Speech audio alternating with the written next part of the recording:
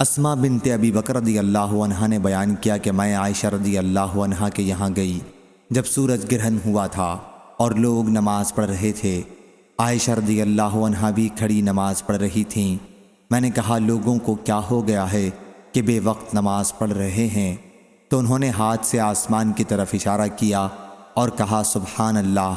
میں نے کہا کوئی نشانی ہے؟ انہوں نے سر سے اشارہ کیا کہ ہاں۔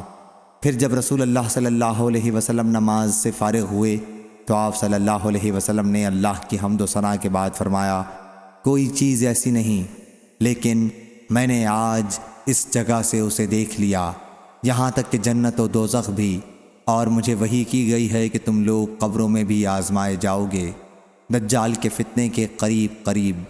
پس مومن یا مسلم مجھے یقین نہیں کہ اسما رضی اللہ عنہا نے ان میں سے کون سا لفظ کہا تھا، تو وہ قبر میں فرشتوں کے سوال پر کہے گا محمد صلی اللہ علیہ وسلم ہمارے پاس روشن نشانات لے کر آئے اور ہم نے ان کی دعوت قبول کی اور ایمان لائے۔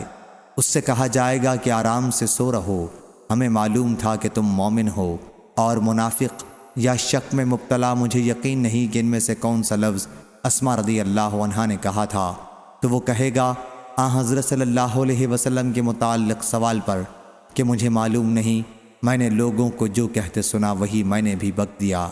صحیح بخاری حدیث نمبر 7287۔